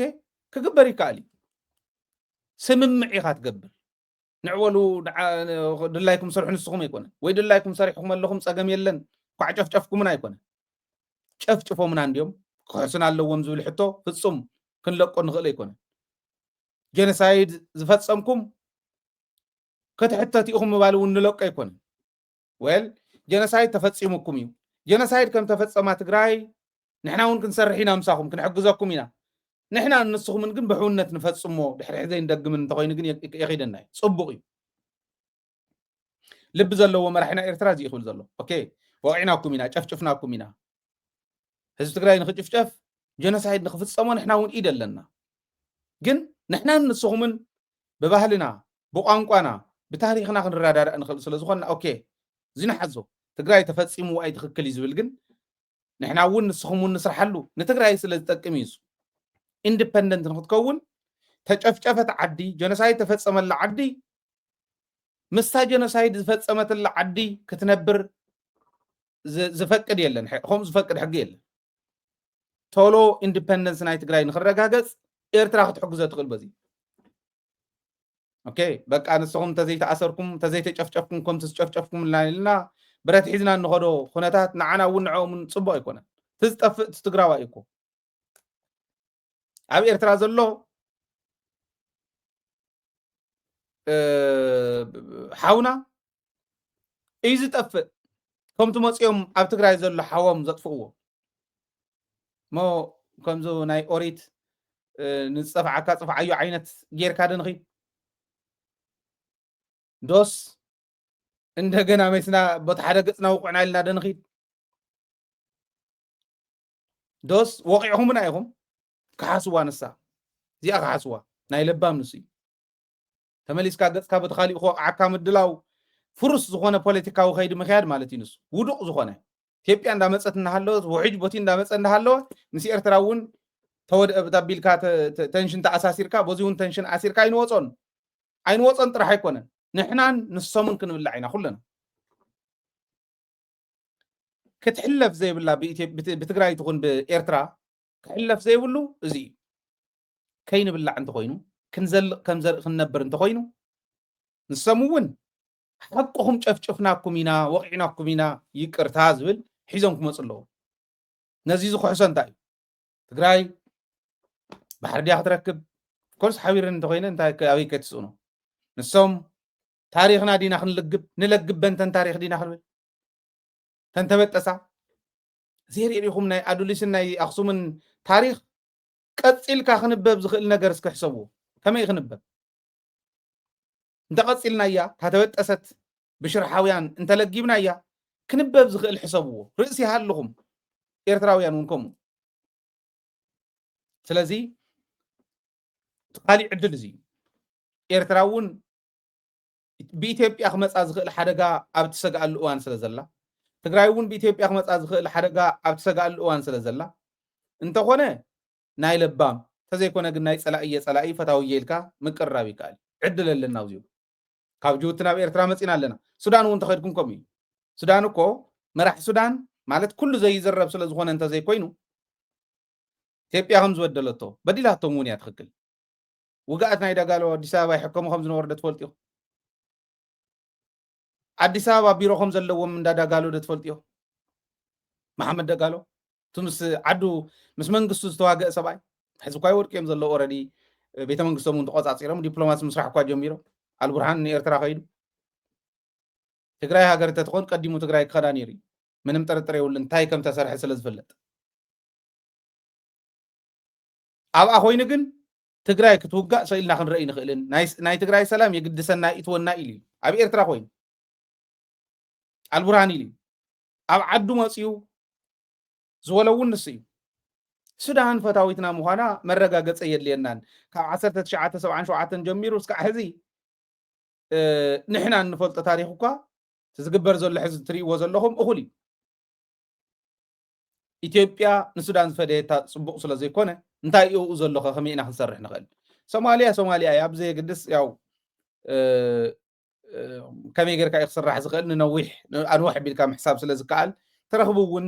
ዘለና ክህልወና እዩ ክስራሕ ዝከኣል ነገር እውን እኒሄው ኢትዮጵያ እንድሕር እምብለ ኢላ ሓንጊዳ ፀረ ትግራይ ክኸይድ እየ ትግራይ ከጥፍየ እንተኢላ ብዙሒት መስርሕና ክብለኩም ደልየ 360 ዲግሪ ደዘይርና እያ ንኢትዮጵያ ሕዚ ኣብዚ ተኸበበት ዓዱ ከ እያ ግደፍዎ እዚ ተናይ ደገ ተናይ ውሽጢ እኹል እዩ ምስ ፋኖ ክትዘራረበ ይትኽእል እኒኻ ልቆቑ ቀሲልኩም ልቆቑ ኣብ ምዕራብ ትግራይ ዘሎ ሰራዊት ኢትዮጵያ የተከዘ ዘቢበል የመረብ ዘቢበል ብዘይግድስ ከመይ ክግበር ከም ዝኽእል ፍሉጥ እዩ ፋኖ ዝበሃል ግን ናብኡ ቅልቅል ከይብል ኢልካ ክትረዳዳ ኣይትኽእልን ይከኣል ኮይ ይብሉና ዶ የለው ኣራኽቡና ዶ ይብሉ ኣለዉ ትናህና ግን ፈሪሑ ኣይ ምስዚኦም ተራኺቦም ከይብሉና ሲትረፈና ደኣ ዝብል ሰብ ስለ ዝበዝሓና እንተዘይኮይኑ ንረኽቦም ዶ የለና ድልየቶም ኮነ ንብቦ ኣለና ንሕና እውን ምስ ፋኖ ይሰርሕ ነይሩ ከይበሃል ኣነ ሞ ክፈርሕ ሞ ተሓቂ ክገድፎ ተፈተወ ተፀልአ ሓደ ዓይነት ኣጀንዳ ስካዕ ዘለና ከይንጠፍእ ክንቃለስ ኢና ወይ ሰላም ይፍጠር መሬትኩም ሓዙ ናይ እከለ መሬት እከለ ክወርረ ይኽእልን ታድልየትኩም እንታይ እሞ ከዘራርበኩም ክብል ኣለዎ ፌደራል መንግስቲ መሬት ዓዲ ሃገር ሕዲጉ መሸጢ ሸያጢ ኮይኑ መግዝእ ድጋፍ ክገብሮ መሬትና ግን ኣይንፈቅድን ምስ ማንም ኮይና ሓቢርና ክንቃለስ ኢና እዩ ተፈተወ ተፀልአ ኢትዮጵያ ጉዳይ ትግራይ ብሰላም ክውዳእ ዝደሊ ይኸው መሬትኩም ይኸው ተፈናቀልትኩም መልሱ ምስ ምምሕዳርኩም እተው ኣብ ፖለቲካ ትግራይ ውድብ እከለ ይፍረስ ውድብ እከለ ከምዚ ይበል ኣይብልን ማንም ባንዳ እናቀረምኩ እውን ትግራይ ከፍርስ ኣብ ዘዝደለኽዎ ቦታ ዕሾኽ ከፍርየልኩም ኣይክእልን እንተኢሉ ኢትዮጵያ ንዓና ክትፈርስ ዘለዋ ንብላ ሃገር ኣይኮነት እንተሪሕና ዝዕበና ይዓዱከ ከምኡ ኣይኮነን ኢሉ ናብ ስሩዕ ናብ ቅንዕና እንተ ዝምለስ ግን በዚኡ ይኸይድ ነይሩ ኣይንፍርሓዩ እዩ ዝብል ዘሎ ዝስጋእ ነገር ኣይኮነን ባዕሎም እውን ኮ ይፈልጥዎ እዮም ትማሊ በዓል ብርሃን ነጋ እንታይ ይብሉ ከም ዝነበሩ ተስታውስዎ እዩ ትፈልጦ ኢና ለዚ እዚኣቶም ሒዝና እቶም ሓቅታት ሒዝና እንታይ ክንገብር ከም እንኽእል ብደንቢ ርዱእ ይኹን ለለ ሕወሓት ምስ ካሊእ ኮንካ ምስ ፌደራል መንግስቲ ሰሪሕካ ምስ ካልኦት ወፃእተኛታት ሰሪሕካ ክትፈርስ ትኽእል ውድብ ኣይኮነት ገለገሊኦም ከምኡ ክሪእዋ ከለዉ እቶም ሕዝቢ በንዲዶም እኒአው ተዓዲ ኩሒላ ስኢላብቱ ናይ ዓብይ ስልጣን ብትግራይ ደረጃ ዝዓበየ ስልጣን ዝኣክል ንኩሎም በቲና ኣብ በብሴክተር ቅሚጣቶም ዝነበረት እስካዕ ፕሬዚዳንትነት ዘውፃቶም በዓል ጌታቸውን ካልኦትን ከዲዖማ ክኾኑ በቃ ምስ ካሊእ ኮንናስ ሕወሓት ክነፍርሳ ንኽእል ኢና እዩ ተሕወሓት ሕዚ ሓላዊኣ ብዙሕ ኮይኑ ተሪፉ ህዝቢ ትግራይ ሕወሓት ከይትንከኣኒ ናብ ምባል መፅዩ ንሕና እኳ ንሕና ንቃለሰላ ዘለና ትሪእዎ ኣሎ እንተፈሪሳ ንሕና ስለ ክንጉዳእ ኢና ከም ህዝቢ ክንጉዳእ ኢና እንተፈሪሳ ሕወሓት ብሽም ህዝቢ ትግራይ ሰላም ዝፈረመት ውድብ እንተፈሪሳ እንታይ ክመፅእ ከም ዝኽእል ይርዳእና ይሕልና ኣለና ንሱ ንኸይመፅእ ንሕና እኳስ ኣብ ጎና ኮይንና ንቃለስ ኣለና ደደቢት ሚድያ ከይስማዕ እንዳበልኩ ካድረታት ሕወሓት ኣብቲ መጀመርያ ዝነበረ እኮ ንሕና ከመይ ገርና ኢና እቲ መፃወድያታት ተፃዋዊድናዮም በጣጢስናዮም ንዕኦም እውን ምስ ህዝብና ክንቃለስ ጀሚርና እምበር ህዝቢ ትግራይ ክፈልጦ ዘለዎ ሕወሓት እኮ ደደቢት ሚድያ ከይስማዕ ዝብሉ ካድረታት በብወረዱ ነይሮም እዮም ደደቢት ከይትሰምዑ እንዳበሉ ቴሌቪዥንና ከይርአ ካድረ መፅኡ እንዳተባሃለ ዝዕፆ ካድረ ከይድሉ እንዳተባሃለ ዝኽፈት ቴሌቪዥን ኮይኑ ንሱ ቂመ ይሓዝናል ናይ ሕወሓት ካድረ ላዕለዎት ካድረ ምስ ደደቢት ምዝርራብ ማለት ምስ ሃይለ ምድውዋል ማለት ሕማም ገይሮሞ ሰጉሉ ዝነበሩ እኮ እዩ ኣይትፈልጥዎ እንዲሁ ክትወድቕ ምስ በለት ምስ ተንጋደደት ሓንካሽኦም መላኪኖኦም ሒዞም ምስ መፁ ከፍርስዋ ክብሉ ከለዉ ግን እዚኣ እንተፈሪሳ ህዝብና ይክፈርስ እንታይ ፈተና ደጊፍና ተዓቐበት ነውፃያ ኢልና ዝእተናያ ዝደገፍናያ ውድብ እኮ እያ ፎቲና ኣይኮንናን ትኽክል ንሱ ስለ ዝኾነ ተዘዋፅ ንሱ ስለ ዝኾነ እቶም ፀላእቲ ምስ ፀላእቲ ዝሰርሑ ዘለዉ ግን ንሕና ጥራሕ እንተይኮነ ብርሃን ነጋ ዝብሎም ዝነበረ ንኣብይ ኣሕመድ ዝብሎ ዝነበረ ረሲዕና ዲና ኦሮሞማ እዩ ዶ ይብሎ ይነበረ ልክዕ ከምቶም ኣይ ትማል ኦሮሞማ እዩ እንዳበልዎ ነይሮም በዓል ብርሃኑስ ሎሙ ምስ ይሰርሑ ኣለዉ እንዳበልና ንፀረፎም ዝነበርና ከምኦም ልክዕ ትማሊ ካሊእ እንዳበሉ ዝነበሩ በዓል ክንደያ ከምቲ ዓንተ ወይ ዘርኣኹም ሕዚ ከይዶም ኣለዉ ናይ ብርሃኑ ከስታውሰኩም የኦሮሞን ጥቅም ለማስጠበቅ የቆመ ግን አፈቀብ የሆነ ስለ ኢትዮጵያ ምናምን ያወራል እንጂ በዋናነት የሚሰራው ውስጥ ለውስጥ የኦሮሞማ እንደም አይ ሪሜምበር አንድ ጊዜ ውይይቱ አብይ ኦሮሞማ ነው አይደለም ነበር የነበረው ውይይት ገባ ኦሮሞማ ነበር የሚባለው የኦሮሞ ብሔረተኛ ነበር የሱ ኢምፖርታንስ ምንድነው ኦሮሞማ ነው ካልክ ሶ ይሄ ሰው ኤንድ የሚመራው መንግስት እንደሚለው ወደ ኢትዮጵያዊነት የሚወስድ ኃይል ሳይሆን ለጊዜው አማሎ እንደማንም ግን የኦሮሞዎችን የበላይ አድርጎ ነው ማለት ነው ሶ ሆነ ኦሪጂናሊ ያሰብነው ከዘር ፖለቲካ እንውጣ ብለን ከሆነ ዜን ይሄ ያወጣል ከናንተ ፍላጎት ወይ ደግሞ ከትንተናችሁ ጋር ሊቃረን ይችላል ነገር ግን ኦሮሞማም ሆኖ ስልጣን ላይ ያለ መንግስት ንጹሃን በመገደላቸው ምንድነው እሱ የሚያገኘው ስልጣን ላይ ያለ መንግስት ነው እሱማ ያንን ጀስቲፋይ የሚያደርግልህ ዜን ሴይ የተገደሉት ኢኖሰንት አማሮች ከሆኑ የኦሮሞን የበላይነት በቦታው ላይ አሰርት ለማድረግ ከሌላ ቦታ መጥተው የመጡትን የሌላ ብሔር ሰዎች ያረጋገጥ መንግስት ብሔረተኛነት ውስጥ ከገባህ በኋላማ ምክንያታዊነት እኮ ያነሰ ነው የሚሄደው አንተ የምትለው በደንብ ይገባል መንግስት whatever it is ለማንም ይቆም ለማን የተረጋጋ ሀገር ይፈልጋል therefore ያልተረጋጋ ነገር የሚያደርገውን ኃይል እንትን ያደርጋል ነው ብትለው ግን በሌላ በኩል በብሔረተኛነት የሚያይ ደግሞ የሚለው ግጭት ከተፈጠረ የአማራ ብሔረተኛነት በኢትዮጵያ ብሔረተኛነት እንዳይሸፈን የማድረግ ሰፊ እንቅስቃሴ ተጀመረ። አንፎርቹኔት ነው።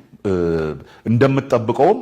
በመጀመሪያ ያደረገው የራሱን የአማራ ውስጥ ያሉትን ሰዎች በማጥፋት ነው የጀመረው። በነ ዶክተር ያብና ግን ምናልባት አይዎ እንታይ ማለት ምዃኑ በደንብ ተረድዎ። ብርሃኑ ነጋ ቅድሚ ናብ ስልጣን መምፅኡ ቅድሚ ትምህርቲ ሚኒስትር ምዃኑ ዝተዛረበ እንዲ አብይ አሕመድ እንታይ ምዃኑ ይርዶ እዩ። ታ ስልጣን እስካዕ ዝረኸበ ግን ክንዲ ድላዩ ፍራሲ ይኹን ኦሮሞማ ቅንቅን ይኹን ኢትዮጵያ ፍሪሱ ኦሮሚያ ክምስርቲ ዝበሃል ይኹን ኣይግድሶን። ታ ስልጣን ብሂወት ዘመኑ ክረኽባ ዝደለየ ስልጣን ረኺቡሎ። ልክዕ ከምኡቶም ናህና ባንዳታት እውን ስልጣን እስካዕ ዝረኸቡ ኣሸሸ ገዳም ይኽብሉ እዮም። ስልጣን ክሕደጉ ከለዉ ከዓ ከጉርዑ እዮም። ከምታ ትርእይዎም ዘሎ ጌታቸው ከምዚ እናበለ ተዛረበሉ ግዜ ተስታውሱ ኢኹም። ኣነ ዘይኣዘዝኩ ኢሉ ማለት ካድረታት ናብ ኣኼባ ከይመፁ ዝኽልክለሉ ዝነበረ ግዜ ተስታውሱ ኢኹም። ስልጣን ምስ ተሓደጉ ኣብ ትግራይ ዝተቐበራ ታንክ ክህልዋ እየን እሞ ኣውፅወን ኩዓትዋ ትግራይ ዝብሉ ሰባት እውን ተሰምዑ ኣለኹ። ባንዳ እዩ ኩሉ ግዜ ምስ ማንም ይሕበር ምስ ማንም ከዓ ንሕወሓት ከፍርሳ ይኽእል ንህዝቢ ትግራይ ከፍርሶ ይኽእል። ንሕና እውን ዝነበረና ፀገም ኣስተኻኺልና ኢና ክንከድ ዘለና እንተመፅኦም ድሕሪ ሕዚ መንገዲ እንተፈጢርናሎም ድሕሪ ሕዚ ቅድሚ ሕዚ ዝነበረ ጌጎኦም ኣስተኻኺሎም ከጥፍኡና እዮም ዲና ንብል። ድሕሪ ሕዚ እንተመፅኦም ቅድሚ ሕዚ ዝነበረ ክፍተቶምን ሕዚ ዘሎ ክፍተቶምን ተጠቂምና ናይ ባዕልና ከዓ ኣስተኻኺልና ፀኒሕና ኣይንለቆምን ድሕሪ ሕዚ ከምቲ ቅድሚ ሕዚ ይኸውንን ከዓ ክንብል ኣለና። እንታይ ነይሩ ክፍተትና ቅድሚ ሕዚ? አብይ አሕመድ ብትክክል ኦሮሞማ እንዲ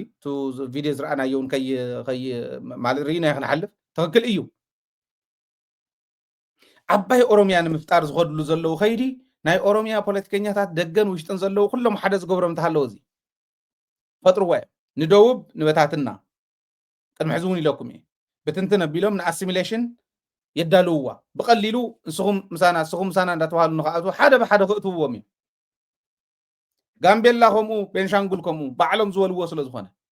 ድማ እኮ ብቃል ብቃል ተዛሪቦም ከዮም ዝኸዱ ንቤንሻንጉልስ ንኣብነት 35% በፂሕና ኣለና ኢሉ ዓመት ምስ ገበረ ሽመልስ ድሕሪ ስልጣኑ 35 በፂሕና ኣለና 50 ፕላስ ሓደ እንተኮይና ፓርላማ ክሌም ክንገብር ኢና ኢሉ ፓርላማ ክሌም ተተገይርት ፓርላማ ንሕና ኦሮሚያ ኢና ምስ ኦሮሚያ ኢና እንታይ ኢሉ እንተወሲኑ 50 ፕላስ ሓደ እንተወሲኑ ናተጎተትካ ትኽእል ዓማፅ ክህሉ እዩ ሕና ይኮናን ዝብል ክህሉ እዩ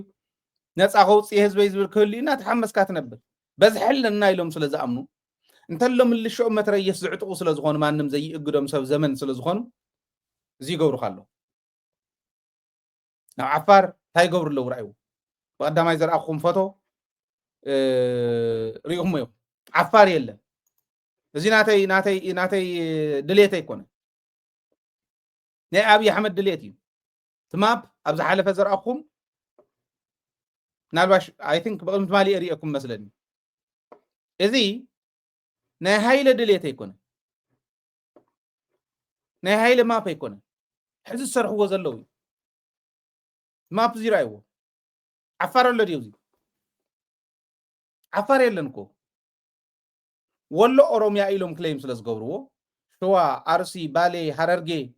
ጠቕላላ እዚኣቶም ኦሮሚያ ኢሎም ስለ ዝኣምኑ ጎጃሙ እውን ናይ ወለጋ ክፋል ኢሎም ስለ ዝኣምኑ እዚ ይሕዙ እሞ ማእከል ደኸይዶ እሞ በጌ ምድር ትበሃል መሬት ትግራይ ቆሪስካ ተወሰኑ ናይ ጎንደር ቦታት ዘለው ናይ በዓል ዳባት ገለታት ሓዊስካ ምስ ምዕራብ ትግራይ በጌ ምድር ኢልካ ተቐምጥ ንእሽተይ ኣብ ላዕሊ ትግራይ ኢልካ ተቐምጥ ንእሽተይ ኤርትራ ከም ኣይላ ተፅንሓ ፀገም የብሉን ድሕሪኡ ናይ ግዛዕ ዓፋር ናይ ሃገራዊ ኮንግረስ ዓፋር ዝበሃል መስሪትካ ከም ትመስሪቶሞ ዝኔው ዓፋረቶት ቆሪጾም ነታ ቀጣን ናይ ኤርትራ ብሙልአ ቆሪጾም ክሕዝዋ ትገብር ንዕኦም ሒዝካ ንኤርትራ እውን ከምቲ ዝበለው ውሕጅ ሰዲድካ ተጥፋ ክምለስ ከሎን ትግራይ የጥፋ በጌ ምድሪ ትበሃል እንታይ ክትገብር ድሕሪኡ ኢዳ እያትብ እቲ ናይ ደቡብ ዝኒሄ ትርእይዎ ዘለኹም ናይ ኢሉባቦር ናይ ከፋ ናይ ጋመጎፋ ሲዳማ ገለ እዚኦም ብሙልኦም በቲኖሞም እዮም ተበቲኖም እዮም ኣብ 4 እዮም ዘለው እዚኦም ሓዘ እቲ ናይ ደቡብ ብሔር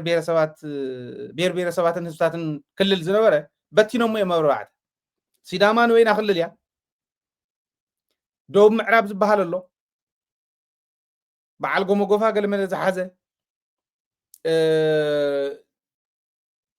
እንታይ ዝበሃል ማእከላይ ኢትዮጵያ ዝበሃል ኣሎ ደቡብ ብሔረሰባትን ህዝብታትን ዝበሃል ጉራጌን ስልጤ ገለ ዝሓዘ እውን ኣሎ ኣብ 4 ከፊሎም ማት ሓንቲ ክልል ዝነበረት ማለት 4 ክልል ዝፀደቀ ወላይታ ክልል ይሓተት ይሕዙ እውን ካልኦቱን ይሓትዮም ክብትንዎም እዮም ንኣሲሚሌሽን ንኽጥዕም ከዓ ክልተ ነገር ክሰርሑ እዮም ሓደ እቲ ምብታን እዩ ካልኣይ ካብ ምብታን ሓሊፉ ነንባዕሎም ከባልዕዎም እዮም ሓደ ነቲ ሓደ ዘይዘር ገይሮም የቕምጥዎ ልቢ ኢልኩም ተሪኢኹሞ ኤርትራን ትግራይን ከምኡ እዮም ገይሮም ምኒልክ ከምኡ ገይሩ ኤርትራን ትግራይን ሓደ ለማኒ ሓደ ግን ልዕሊ ሰብ ገይሮም ስኢሎሞ የለን ከምኡ ዝበሃል የብሎም እንተውሳኾም ንባዕሎም ብድኽነት ዘለዉ ስለዚ ነንባዕሉ እንዳተባልዕ ዝነብር ህዝቢ ንክኸውን ኤርትራን ትግራይን ከም ዘፈላለዩ ንዘራረደ ሕዚ ኣብ ትግራይ ጀኖሳይድ ክመፅእ ከሎ ለባም መራሒ ኤርትራ እንተዝህሉ ነይሩ እንታይ መገበረ ኖ ትግራይ ማ ክትወቅዑ ይትኽእሉን ትግራይ ክትወግኡ ይትኽእሉን ህዝበይ እንድዩ ሓወይ እንድዩ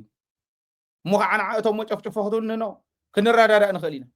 ምስ ኣብዪ ኣሕመድ ሸሸገዳሚ ካብ ምፅዋት ንኢሳያስ መቐለ መፂኡ ምስ ደብረፅዮን እንተዘውግዕ ነይሩ መሓሾ ነይሩ ሽዑ ንሕና እውን መሓሸና ንዕኡ እውን መሓሾ ኣይመጠፋእናን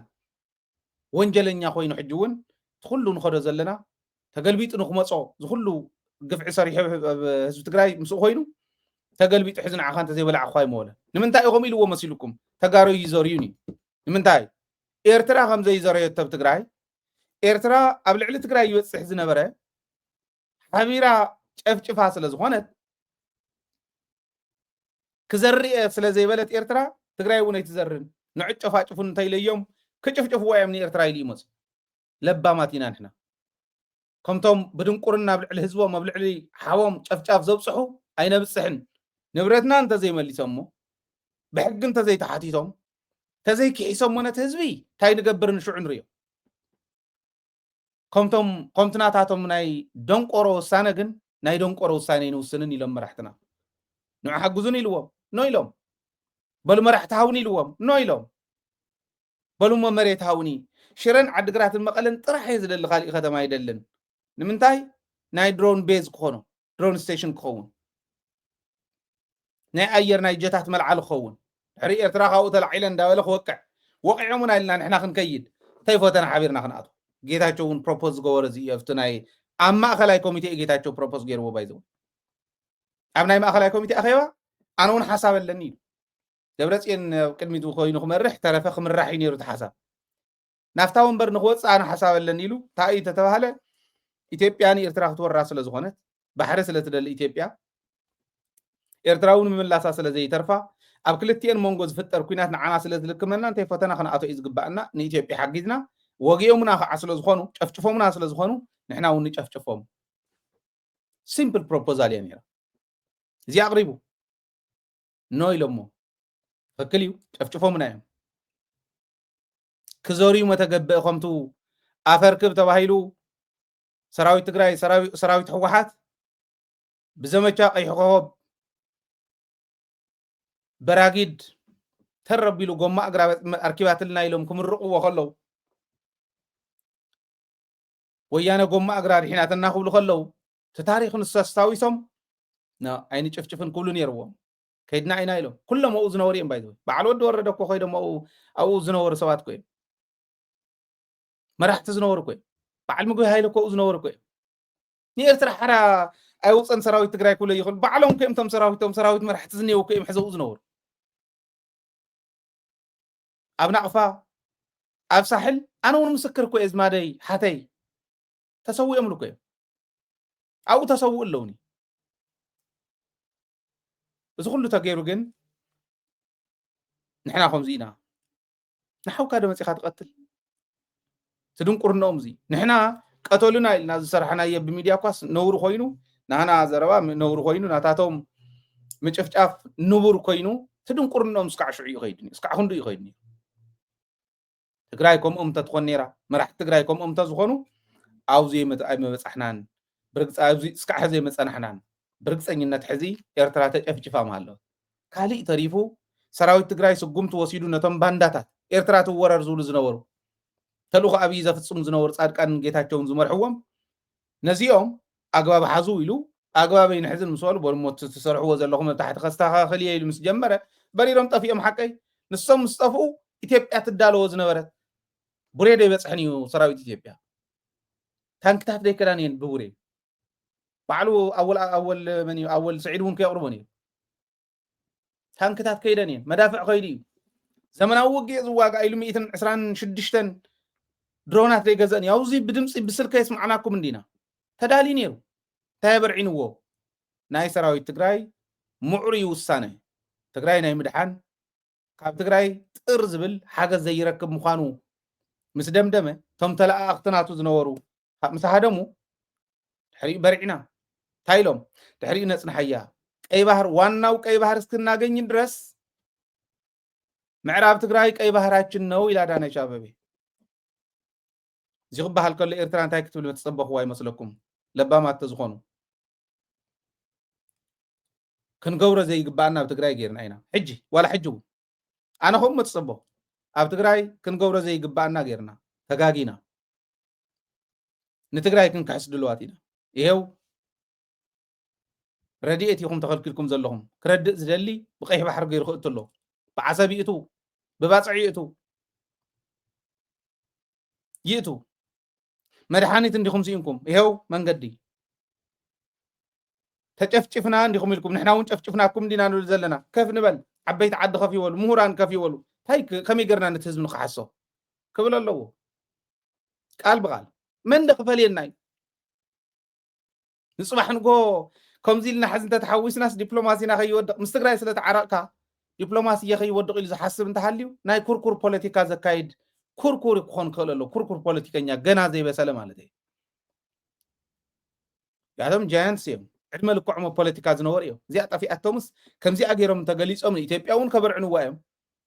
ንትግራይ እውን ከስውድዋ እዮም ትግራይ ፃሕታሪት ከም ዘይኮነት ይፈልጥዋ እዮም ስእልካ ናይ ሓሶት ከምዚ ገበረት ስህተት ገዲፍካ ሓቂ እንተኮይኑ ትግራይ ንሰላም ትኸይድ ዓዲ እያ ፃሕታሪት ኣይኮነት እዚ እንዳፈለጡ እንዳሃለዉ እዮም ዝብድሉ ዘለዉ ክብል ደልየ ስለዚ ብዋናነት ከምቲ ዝበልክዎ ስልጣን እስካዕ ዝተዋሃቦም ከም ዝፍክሩ ከም በዓል ብርሃኑ ከም ዝረኣናዮም ከምኡ ዝፍክሩ ሰባት በሪሮም ጠፊኦም ኣለዉ ሕዚ ንሕና ክንሰርሖ ምስ ዝግባአና ሰሪሕና ህዝብና ነድሕነሉ ግዜ እዩ ዝብል እምነት ኣለኒ እዚ ድዩ ዝግበር ዘሎ ግን ሪኹም ንማዕዶ ማዕዶ እንዳረኣና ውሽጥና እውን ዘሎ ጉድ ከይተርፍ ዕሾክ ከይኾን ህዝቢ ትግራይ ብደንቢ ክንሪኦም ዘለና እውን ኣለዉ እዮም ሕዝቲ ናይ ማዓድን ክኽብር ይሕጊ ኢሉ ኸይዱ ነይሩ ሰራዊት ትግራይ መኽቢሩ ዶ ኣይኽበረን ሓቂ ክንዛረቡ እንተኮይና ዕሪና እውን ዲቴል ክንከድኒና ንምንታይ እዩ ዘየኽበረ ሰራዊት እከለ ኣለዎ እከለ የብሉን ክንብል ኣይንደልን እስካዕ ዘስተኻኽሎ ኣስተኻኽሉ ኢልና ክንህቦም ንደልዮ መረዳእታ ኣለና ዓዲ እያ ትፈርስ ዘላ ብደገ እውን ከፍርስዋ ይደልዩ ብውሽጢ ተፍሪስኩም ናበኢኹም ክትከዱ እንደንገርኒ እታ ትግራይ እንተፍሪስኩማስ ዝመሬት እዚ እንድዩ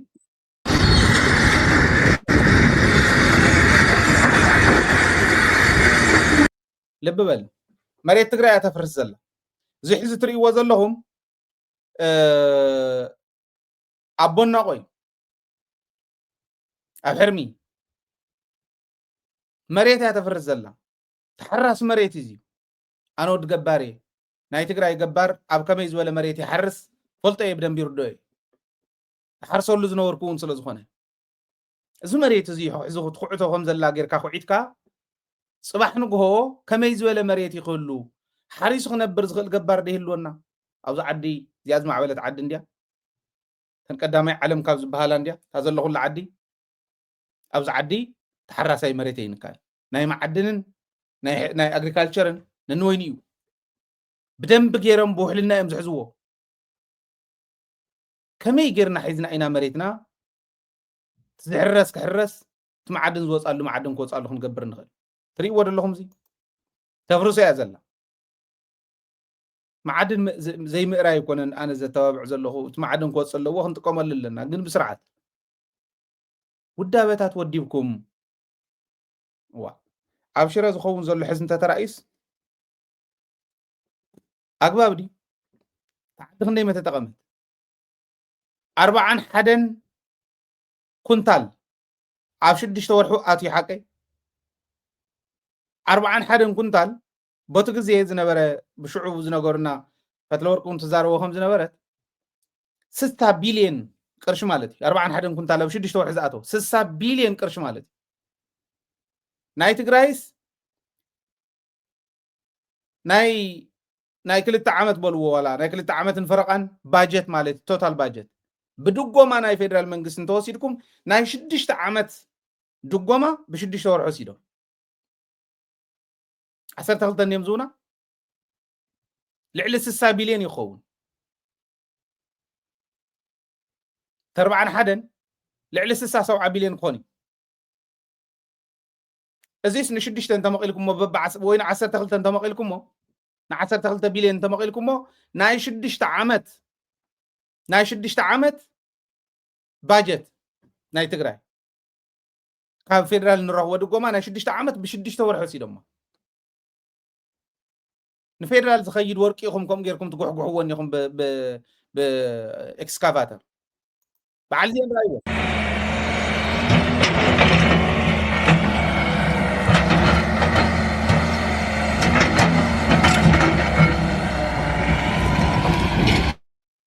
كم يجير كاي حرس يزي صباح نقول نقولن ويس ناي معدن بوتا توهاي تفولي ابز عدي ناي معدن كبابتات الله ናይ ማይን ፒት ዘለዎም ናይ ማይኒንግ ጎዳው ጉድ ዘለዎም ከባቢታት ኣለዉ እዚ ናይ ወርቂ ተባሂሉ ተፈለየ ናይ አይረን ኦር ተባሂሉ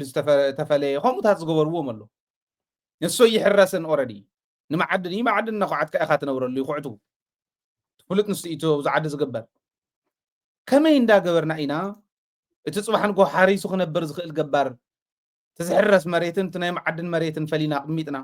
ናይ ማዕድን ብማዕድን ንጥቀመሉ ናይ ሕርሻ ብሕርሻ ንጥቀመሉ ክንገብሮ ንኽእል ዶ ይንኽእል እዚ ኮት ናይ ለባ መሪሕነት ግበር ዝነዎ ብኤክስካቫተር ከምዚ ኣገርካ ኹዒትካ ያስ ፅባሕ ንጎ ገባር ሓሪሱ ዶ እዚኣ መሸላ ከውቁለላ ይኽእል እዚ ዝኸውን ዘሎ እምበር እዚ ሕዚ ኣብ ሕርሚ ጥራሕ እየ ዝብል ዘሎ ከም ዝኾነ ኣብ ናይ ዝኾኑ 2-3 ሰባት መሬት ትኸውን ዘላ እየ ዘርእየኩም ዘለኹ ሕዚ ራይዎ እዚ ዝኸውን ዘሎ ዘሪሪኹም እዚ እንዳኾነ እንዳሃለዎ ኣብ ትግራይ መራሕቲ ኢና ዝብሉ ኣለዉ መራሕቲ እኒአዋ እዮም ዝዓድኮ ስኢልካ ንሹም ማለት ንሲምቦል ንምልክት እኒአው እዮም መራሕቲ ኣይውፃእ ወርቂ ኣይኮንና ንብል ዘለና ስርዓት ይሓዝ መንእሰይ ይጠቐመሉ ሕብረተሰብ ይጠቐመሉ መንገዲ ዶ ይሰርሑ ዞሞ 41 ኩንታል ከይዱ 41 ኩንታል ማለት ማ ንህዳሴ ግድብ ዘስርሖ ማለት 80 ቢልዮን እንዲነሩ ንኸስርሖ ዝተባሃለ 60 ቢልዮን ገንዘብ ሒዞም ክኸዱ ካብ ዓዲ ካብ ሓንቲ ከባቢ 41 ናብ 6 ወርሒ ቀደም ሪፖርት ተገበረ እዩ ዘሎ በቦሩ ክንደይ ይኸደሉ ሕዝራ እዩ ተጋሩ እንተዝውደቡ አይ ወርቅናስ ፕሮሰስ ጌርና ኢና ነውፆ ጎዋጉ ጌርና ቀለበት ጌርና ካሊእ ጌርና ኢና ነውፆ እንተዝበሃል مبلعوهم من يبلعوا مسلكم توؤز إنه يقول تيب كوميشن كركب كفيدرال منقستيلو نتا كوميشن كبل عدو بكوميشن زشيد هافتو بكوميشن زشيد مرحية بهالي مبلعوا منتهم كم إلهم توديهم كسر حزلولي